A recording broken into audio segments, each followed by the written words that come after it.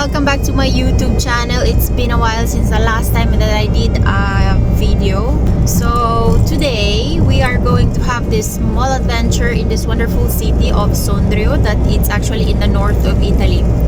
And we're gonna stay here 2 days. After that we visit the city today, we are gonna go in this beautiful residence. The name of this residence is really funny because in Italian it's actually called Nonna Pallina, which is really funny.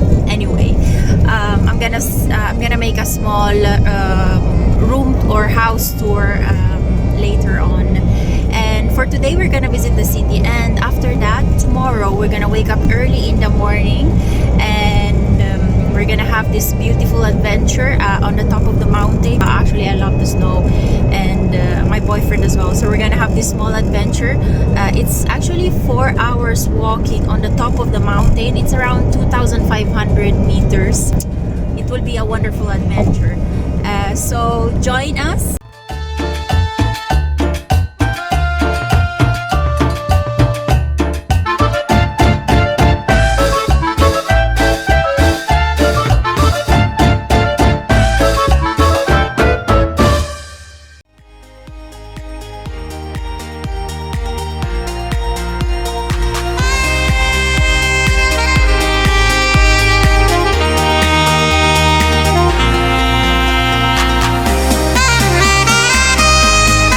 Finally, we arrived in Sondrio.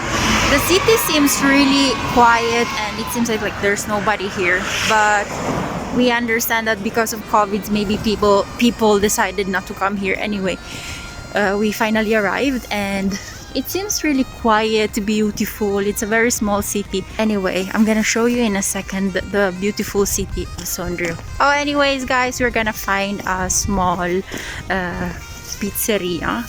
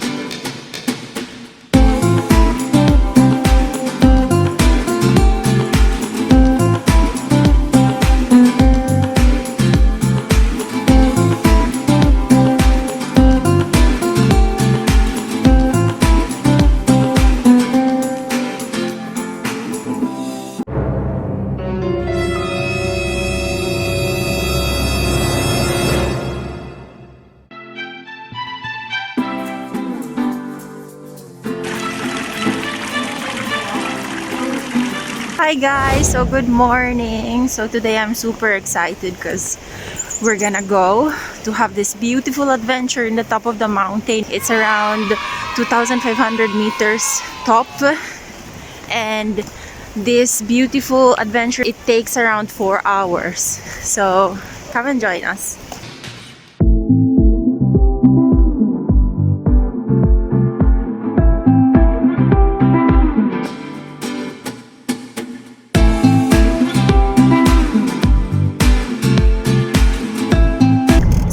are you ready for this wonderful adventure?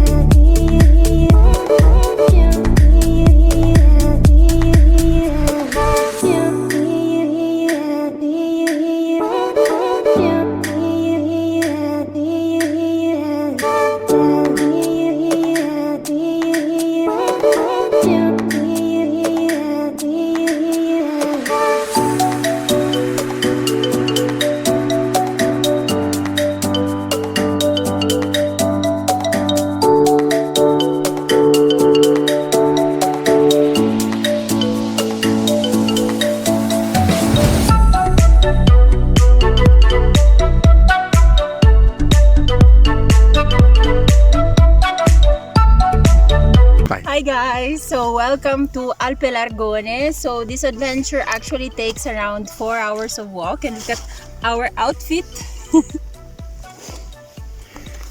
These roads bring to 4 destinations actually, to Acqua Nera, Prabello, Largone Superiore.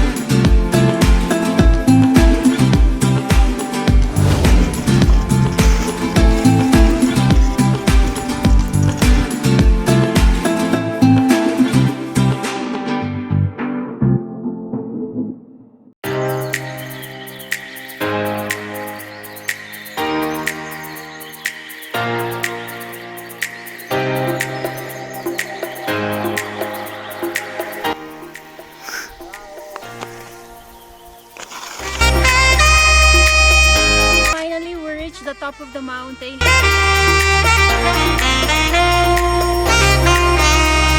It's been a really rough road going up, but the view is so beautiful.